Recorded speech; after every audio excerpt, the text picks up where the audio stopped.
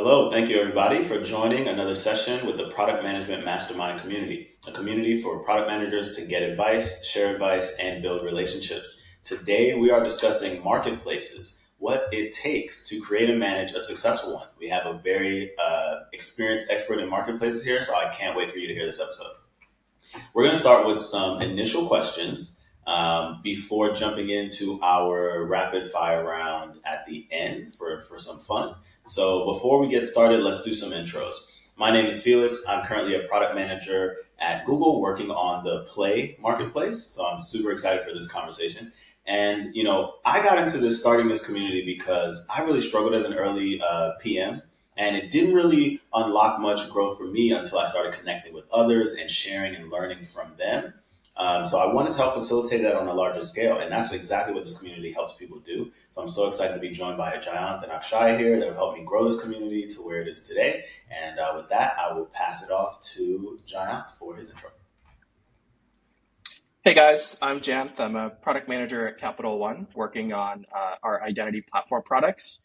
Similar to Felix, really excited to have Mayank here today. And, I've learned a lot from the product management community, and joining talks like this really helped me grow and accelerate my community. And I love joining these talks and help facilitate these talks to give back and help other product managers grow in their careers as well. I'm going to hand it off to Akshaya to do her intro as well.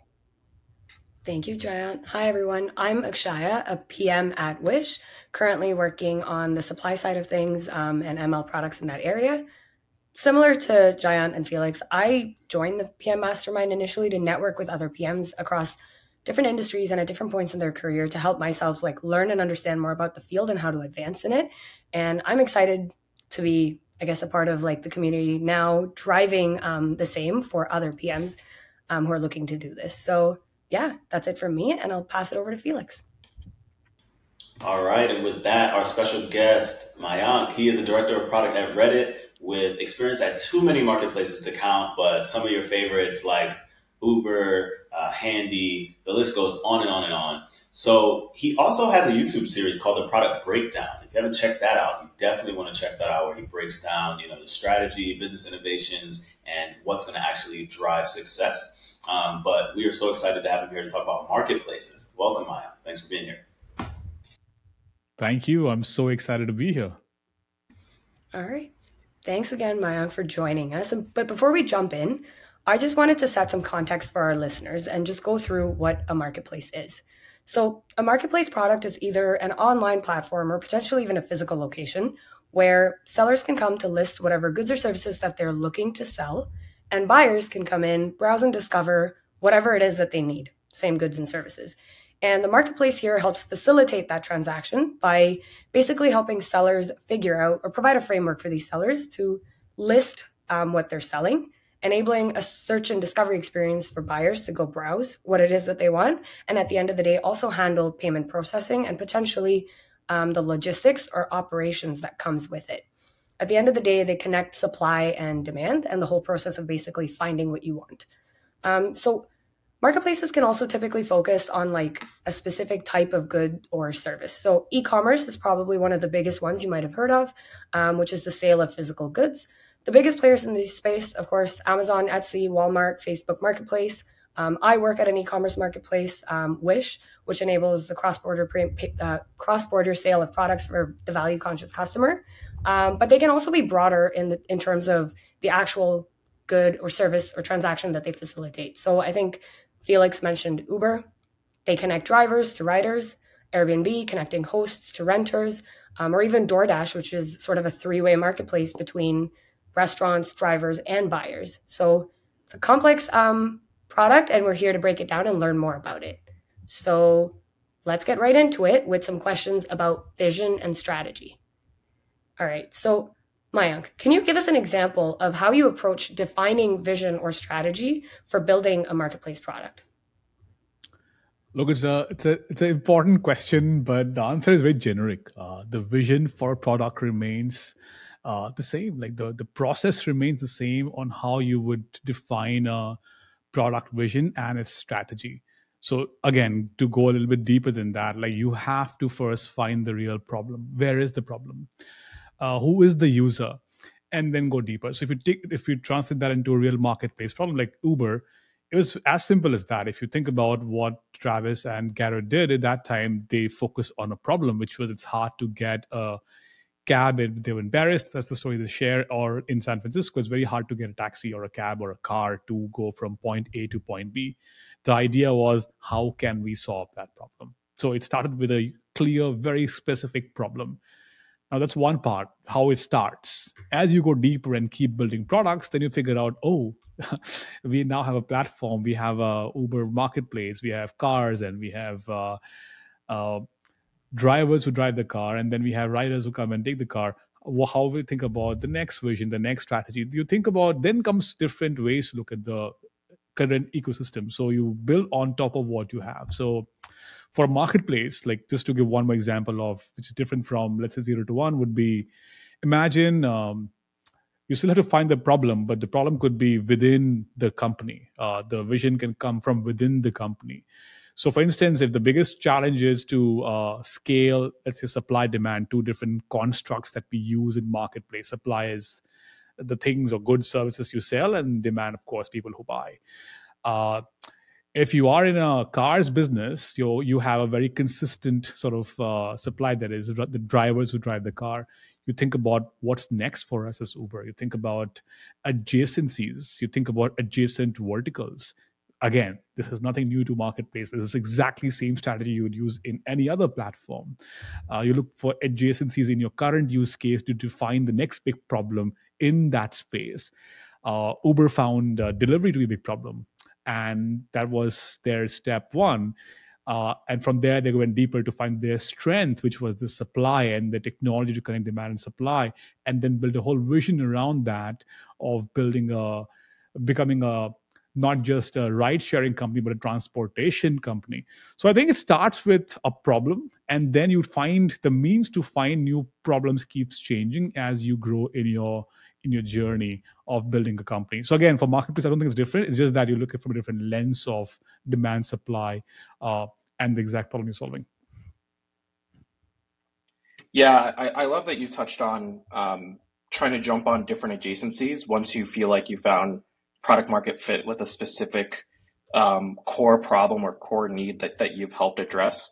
In your experiences, when you were working at Uber or Handy or Meta, working on marketplace products, can you provide like an example where you jumped from the core problem to an adjacent problem and the strategy and the vision changed over time? And could you share potentially like what caused those shifts, if you're able to talk about it? Do you want to talk about pivots or a situation where we explored like the core product worked and now we were defining complementary / adjacent product? Like, which one do you want me to harp on? Yeah, that's a good question. I think like complementary or adjacent products. So the second thing you mentioned. Absolutely. Yeah, that's like very close to my heart. So I think there are two ways to look at that again, like in marketplace world. So let's go to marketplace specifically. There are two kinds of marketplaces. I mean, in this dimension of verticals and horizontals. Some of marketplace starts as horizontals, the classic marketplaces. Horizontal means you serve everyone, every use case. A good example would be Craigslist, the classic, the pioneer of marketplace, which actually took all the offline businesses and brought it online. All the yellow pages in our newspaper brought it online.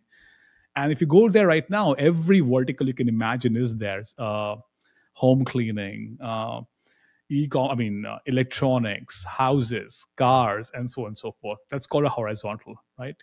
So you can start there, but then you're building one product that's very generic that thinks that all those use cases / problems have similar needs. Now, as you grow and become large, you figure out, well, no, finding a house needs a map. Well, no, a car needs a specific Carfax report to make a decision on buying from a user's perspective. So now what's happening is you're seeing emerging vertical needs for a horizontal marketplace that is scaling. So what they say is, well, we have to go deeper into verticalization of certain verticals to win and continue growing. That's one school of thought. You start horizontally and then go deeper. You can still call it adjacencies but in different form. The other angle is you start with a vertical and then go wide. Okay, that's the example of Uber, where or let's say Uber is a good example, by the way, or Airbnb for that matter. Uber started with just ride sharing cars, right? And what was their adjacencies? It was primarily figuring out, oh, delivery. From there, they termed themselves now the transportation company. Now they're focusing on becoming a super app for transportation.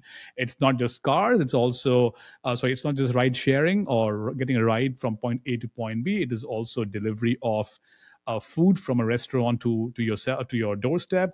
It's also getting a bike. It's also getting a helicopter. It's also getting a public transport. It's a transportation app. That's again from a vertical. Now you're becoming a horizontal. So in all this process, we were finding adjacencies. My personal experience was with Marketplace at Facebook. Facebook Marketplace was a horizontal, which was if you're buying and selling products, come to Facebook Marketplace, list, and you can do it.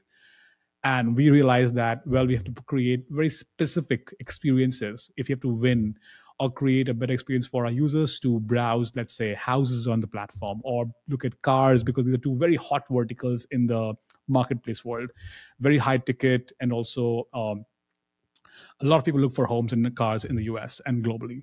So that was my experience, where we went deeper and figured out what is the total addressable market for cars and for houses.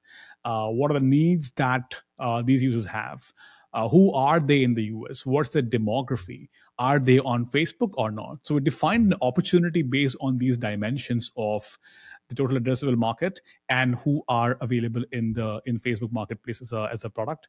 And based on that, we built a strategy to create specific strategy on a vision for the core problems that they're facing today in the non-verticalized world, and list them to find out what the product would look like.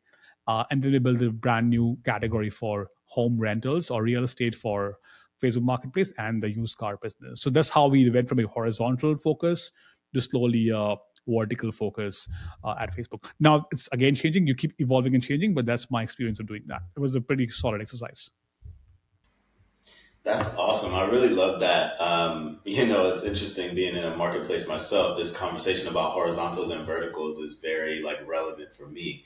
I have another question related to this. It sounds like you're already talking through it a little bit, but are there any other common frameworks that help you sort of think through vision and strategy for a marketplace product? It sounds like horizontal versus vertical, and sort of looking at the addressable market based on those things is sort of one framework in itself. But are there any other frameworks that you've kind of come across that are very helpful when it comes to thinking through strategy for marketplace products? Look, there's a lot I can talk about. It's also the stage of the product within a company. It's also the stage of the company that matters. But let me give you a very classic framework that people talk about. It's the chicken egg problem. What should you focus on if you're building a product? Supply or demand? Because you have both. Let's say your DoorDash, you have three things now: supply of two kinds, and then demand. Sort of, let's say the consumers are, the demand side.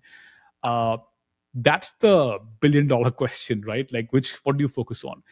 And the reality is you need both to bootstrap or provide an experience. If you don't have enough cars, if I open the app, it makes no sense. If you have a lot of cars but not enough riders, the drivers will go away. So then what? How do you start? You need to have enough demand, enough supply, but you have nothing on the platform. Then how do you start? So I'll give an example to make a point. So if you think about the story, you have to have both at the same time and then open up the market, right? So that they just play the game of marketplace or product market fit in the marketplace. The cardinal sin would be to actually focusing on both at the same time. So do you need both? Yes. But as a strategy, can you focus on both at the same time? The answer is no, you just cannot. And people may argue that you can. Try it, you'll fail. So what you have to do is you stabilize one side and then focus on the other. It's like putting both your legs on two different boats and you will fall. So how do you stabilize one boat is a question that you have to answer. And which one you're most likely to stabilize and then focus on the other one is the question. So the framework here is you need both demand supply at certain scale, but you can't do both at the same time. And the example I give to everyone is from Amazon and Uber.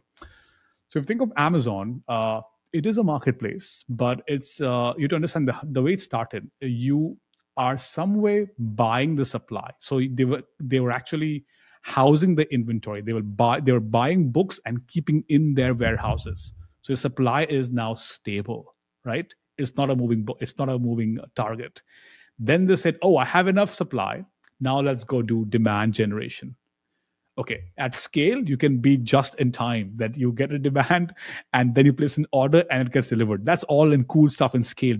Those optimizations don't need to happen right now. So Amazon started from that perspective. Now think about Uber. Uber cannot buy all the cars. Super expensive, right? to bootstrap. Now is a different story. So what did Uber do? When Uber was launching new cities, what do you focus on? You are the launch party in that city. How do you create supply and demand at the same time? You can't be burning on both sides. So what they did was they ran an incentive program for drivers to stabilize their supply. That drivers in Delhi, in India, you'll get X thousand rupees or whatever, X thousand rupees per month. Just keep the app on. It doesn't matter you get a ride or not. So you stabilize the supply 6 months before launch. So starting that first day of launch, they made contracts with the drivers that on this day, all of you should have the app turned on. Stabilize the supply. So on the day of starting, now the focus was 2 weeks before launch only on demand generation because supply was stable. And boom, they all take off. Now there's equilibrium.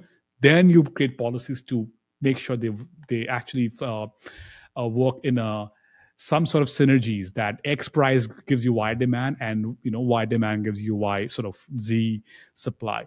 So that's the evolution, how you bootstrap a marketplace. Supply and demand both have chicken egg problem. You need both at the same time, but focus on one, not the other, not together, and figure out what that is for you. How do you stabilize is up to you. It's up to the domain. There are many such case studies I can share, but these are two very common I share with everyone. Thank you for that. It was actually one of my personal questions as well, to understand when you're setting up a marketplace, like, is it supply or demand, or and from what I'm hearing, it's always have like a base, like it's both, but to kickstart the whole thing, there has to be some baseline of supply you start with, in a sense. Thinking through the same thing, but shifting gears a little bit to user experience. So again, marketplace, two sides, two halves with very different needs.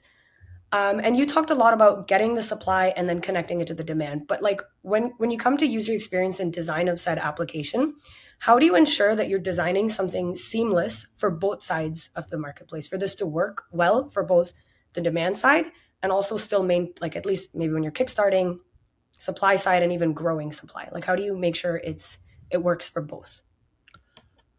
Look, I'll give a philosophical answer first and then give you what my approach is. There's no right, wrong approach here. It's about like your principles as a product manager, product leader, CEO, whoever it is.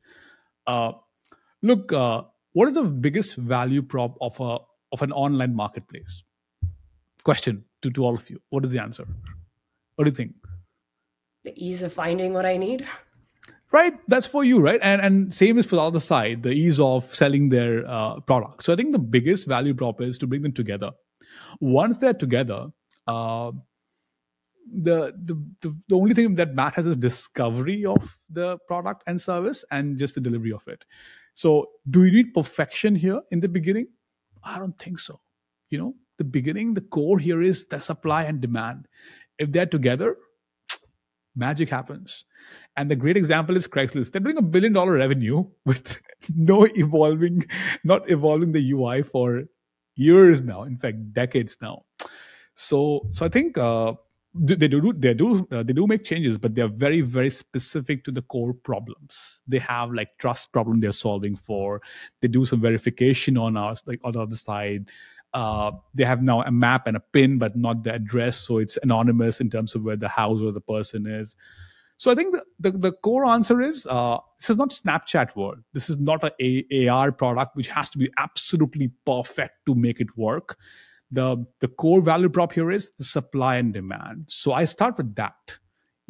How can we get the critical number of demand and supply? And my job is to really define that critical number.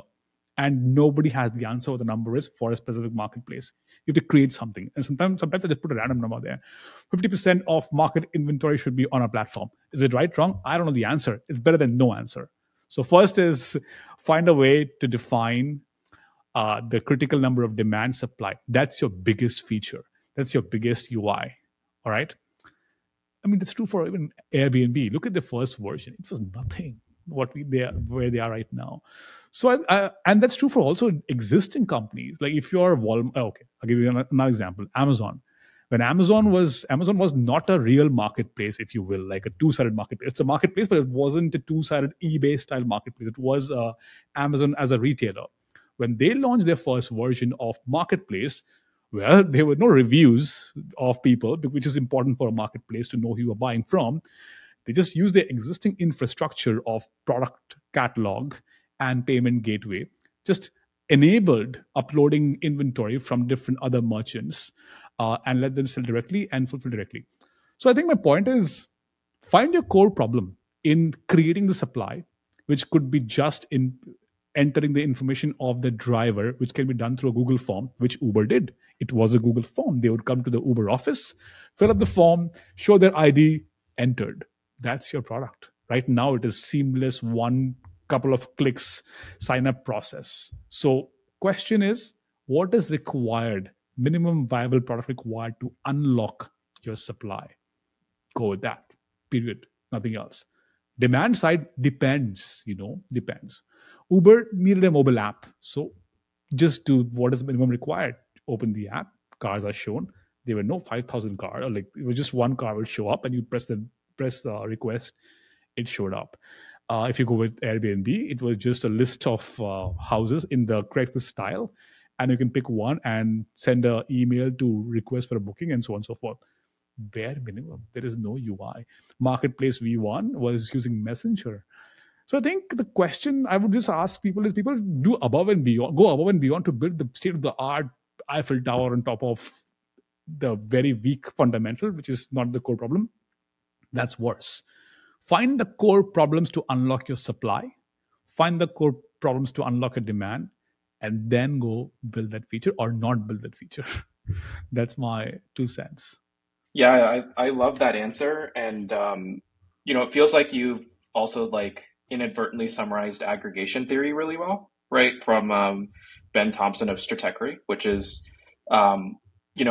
once you have all of the supply and you unlock that, the core value and the businesses that extract the most value altogether are the aggregators, right? Like in this case, Uber, DoorDash, Airbnb, whoever else, once that supply and demand kind of already exists. Yep. Switching gears just a little bit, and you kind of already touched on this in your previous answer. Trust and safety is a huge part of unlocking demand and supply to a certain extent in marketplaces. So how do you approach designing features or even prioritizing features that foster trust and safety within a marketplace ecosystem? Look, it's a very easy question. Oh, what do you do for trust and safety? But if you live through it, you'll understand that it's a journey. Like some things you have to travel to learn. What I mean by that is marketplaces have been there online marketplaces have been there for some time now. So some trust and safety problems you can be proactive about, like checking for a fraudulent credit card. You know what? You can do that now. Stripe does it by itself. So let's say there's a bucket of proactive measures which you can take based on what you know about the ecosystem. For Uber, if you now want to start another marketplace which is two-sided, Uber actually set the standard for, let's say, ID verification for a marketplace. It was not a construct. Like Uber is the first company that started looking at your actual license and say, oh, yes, you are the person who you claim you are. And then now there are APIs who do that for you, like Checkr is an API. You send the card and it comes back and says, oh, yes, verified person, credible person. Now it's a standard. You have to do it no matter what. So there's some that are actually, I would say you have to be proactive based on the domain you're playing in. That's one. So that is proactive that we have to do no matter what. What feature we should design there? I don't know the feature. You have to look at your domain and figure out the problems and then address the best practice from the industry and take it. Like Handy, for instance, is a marketplace for, or Angels List marketplace for Thumbtack, same for home services. So your humans coming in, same problem. You have to verify the humans. So go with Checker or whatever, ID verification in some form or the other. Now let's see, talk about the reactive one. So now the other one is you have to travel the journey to realize this is happening. Offline, I can share with you some very interesting Uber examples, but let me give you a very normal example, okay? But offline, I can tell you about something very exciting that happened in Uber, which we can talk about. But on here, for record, imagine you're driving an Uber. So you have an Uber driver's account. How do you make sure this driver is... how do you make sure you are driving Uber and not me as a proxy for you? So how do you make sure there's no impersonation? There's no impersonation of accounts of people. At Handy, if you are a cleaner, at Thumbtack, you are a handyman, a plumber, etc. How do you make sure that the person who actually confirmed that they claim that they are the ones who own the account is the same person who shows up at the door to serve you?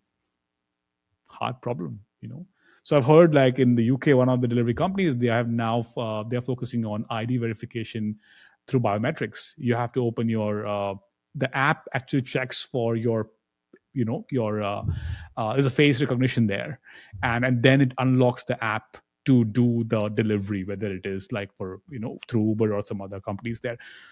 But it took time to get there. There were frauds happening, wrong people getting into the houses and whatever, stolen packages. So I think trust and safety is a very hard one, where something is proactive, which we will know and we can learn from and use it. And the other is we'll learn as we move on and reactively learn quickly to go and build solutions for them.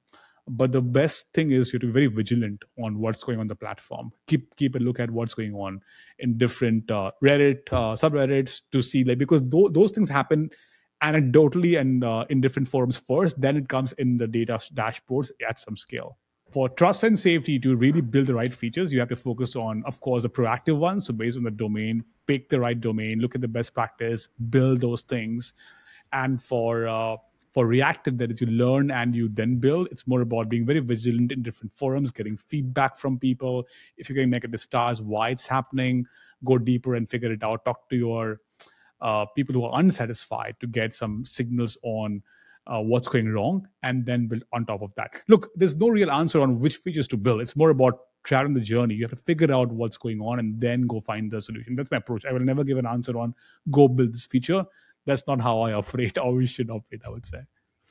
Yeah, I just wanted to touch on something you mentioned as well, which is kind of being proactive. It's something marketplaces have to be proactive about, especially knowing you're connecting to entities that know nothing about each other for something where there's money exchange happening.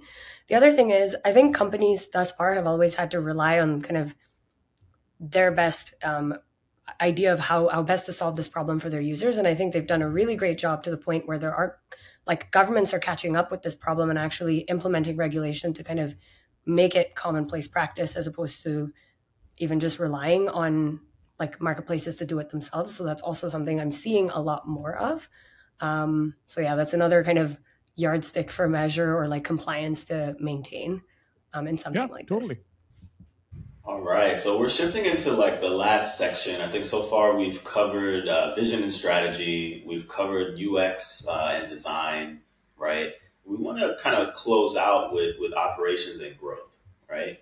And we did talk a little bit about sort of that chicken and egg problem, right? Which is classic for marketplaces. But I want to talk through, as you're starting, you're trying to crack this chicken and egg problem, what are the key metrics you really want to look at? I know you talked about stability of supply, but maybe there's some others or other ways you would quantify or think about measurement in that early phase.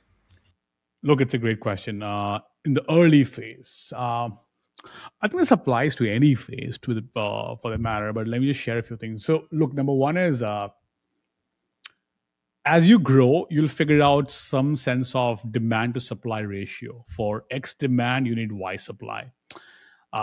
We call it liquidity, right? Like demand supply ratio. So you need to have that very clearly defined. If you have too much demand, you have a problem. You have too much supply, you have a problem. So we look at demand supply ratio at a macro level to understand. Again, it's a macro level. It doesn't mean the marketplace is doing really well. So as you build your marketplace, let's say, again, I'm not talking about completely 0 to 1, like you have zero supply and zero demand. It's a different story. Then you just focus on the critical number. Oh, 10 supply, 10 demand, make them happy.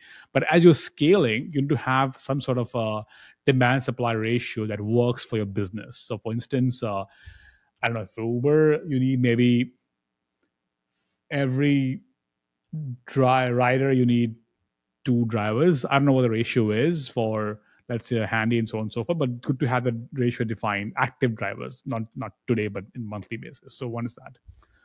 The key metric that we look at for any marketplace, two-sided marketplace or three-sided marketplace, not a retailer, but like the two or three-sided marketplace, is what on the supply side is. Let's talk about supply, demand, and marketplace as a 3 different metrics we want to look at. For supply, what we look at is what we call utilization of supply. Why is it important? What is utilization of supply? What that means is if you are active on the platform from, let's say, 8 a.m. to 5 p.m., what was your utilization? If you are a driver, how long were you driving? If you're a DoorDash dasher, how long were you dashing or sort of delivering?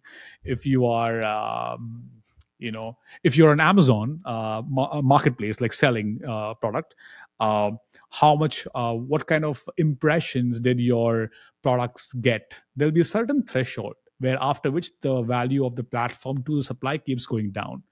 So you define the threshold for your platform and try to push all your supply above that. If that happens, you have a very strong retention on the supply side. Marketplace is healthy from a supply standpoint.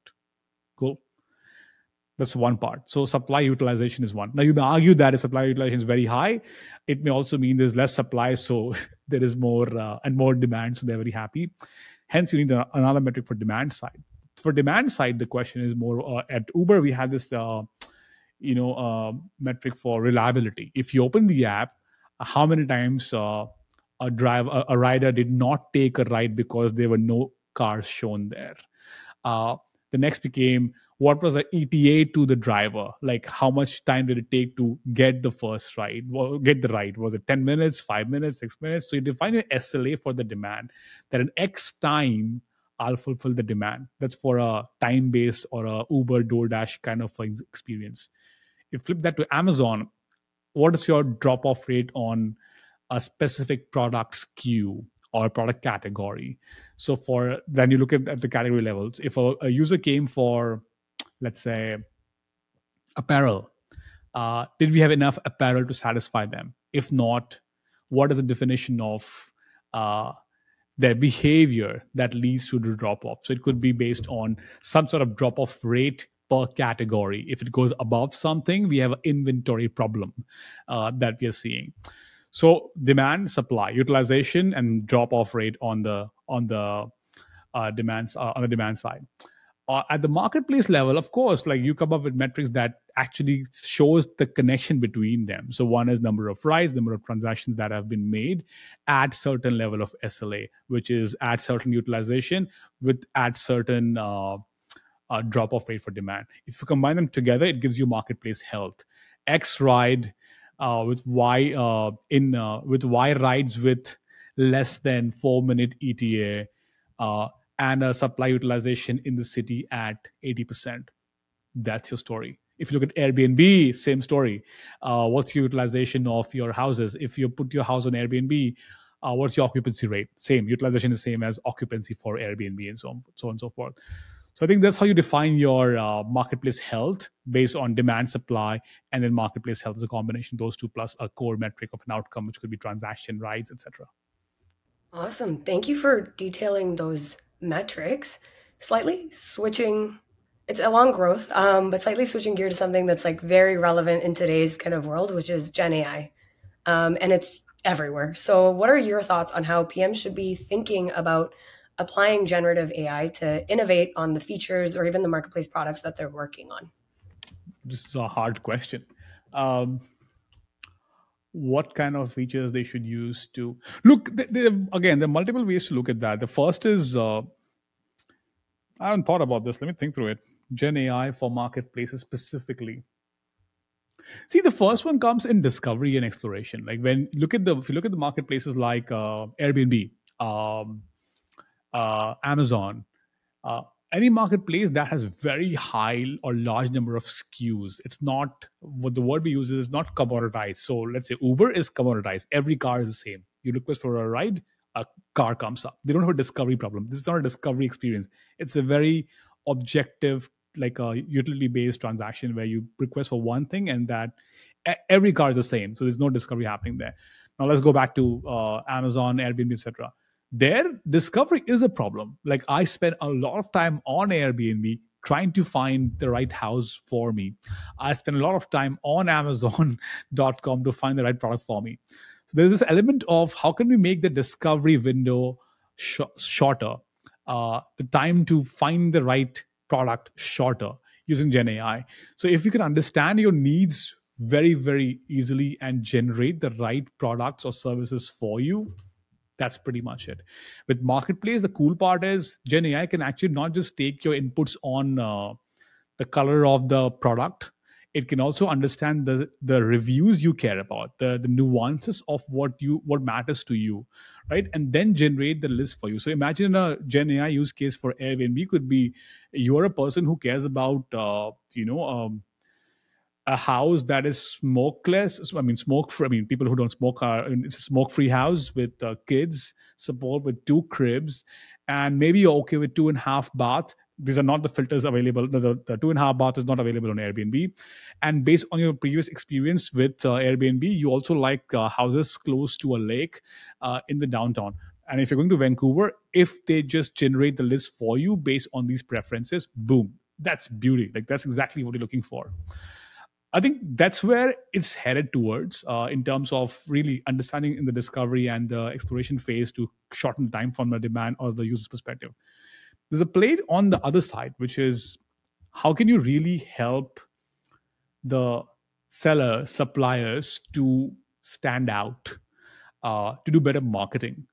Look, again, not the commoditized business. Every car is same on Uber again, right? There's no difference. But look at Airbnb.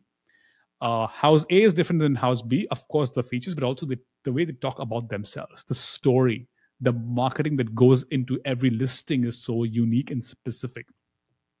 Gen AI can figure out what kind of Airbnb listings do perform well in San Francisco Bay Area and generate those listing content for you as the first draft.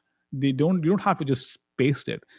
But that's the biggest barrier. When I'm listing something, I open and wait, what do I type? Gen AI can actually cross that barrier for you and increase the quality of your listing, hence the chance of getting booked or sold or whatever it is. So those are 2 things that come to mind. They're not like game changer from how you see technology, but in terms of the conversions and the experience, it matters a lot for the users. I love that. I think, Akshay and I are both kind of nodding our heads, probably because a lot of our teams are considering these same things for marketplaces. Gen AI is going through this like herd mentality. Everybody will use Gen AI for similar things in their own context. And after 2 years, will there be a new plateau? Oh, now what?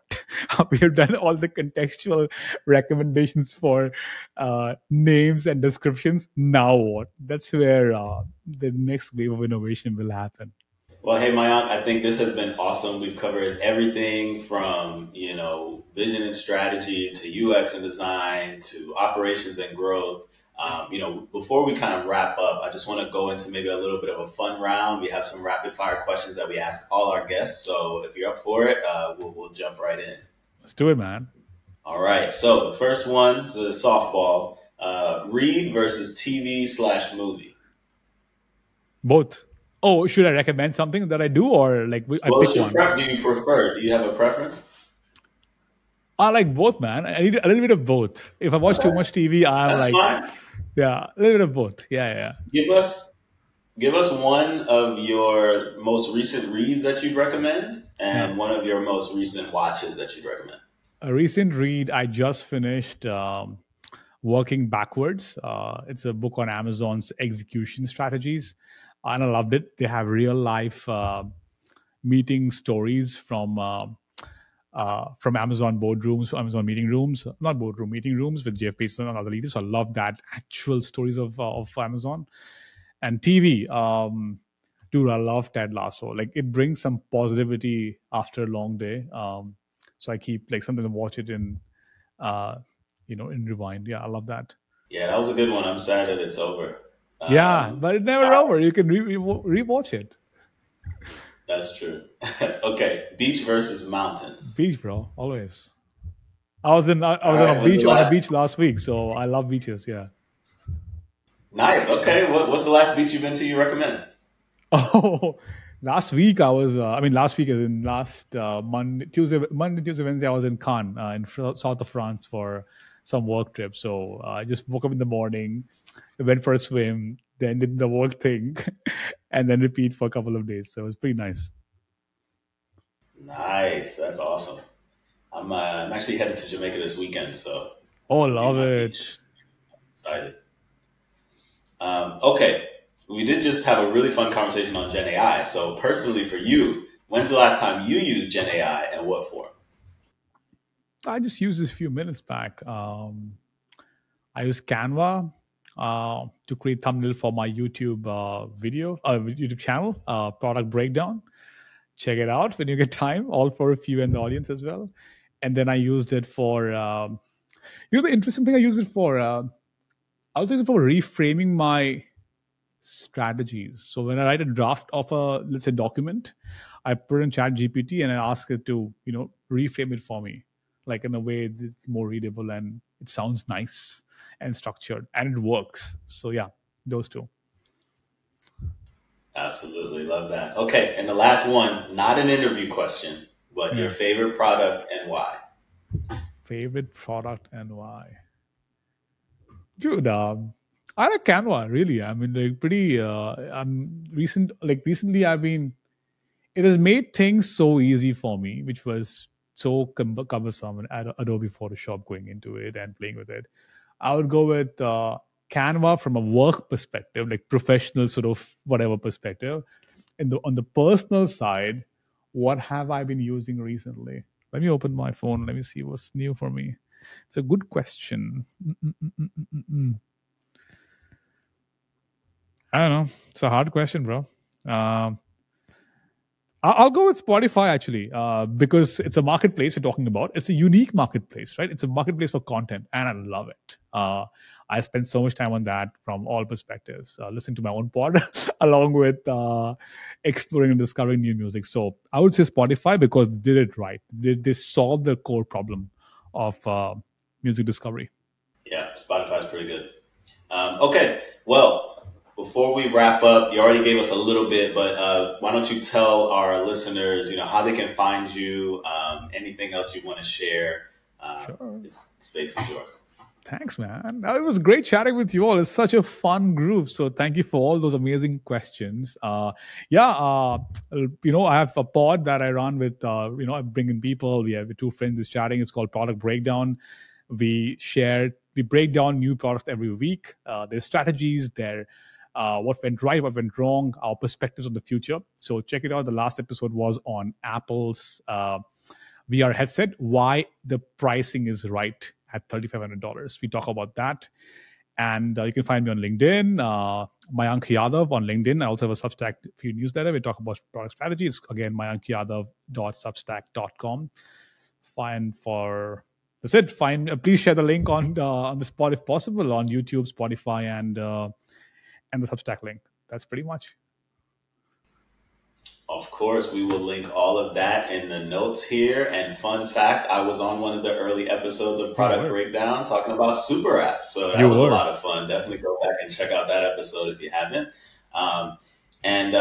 With that, this has been another great conversation with the Product Management Mastermind, a community for PMs to get advice, share advice, and build relationships. Until next time, you can find us on LinkedIn.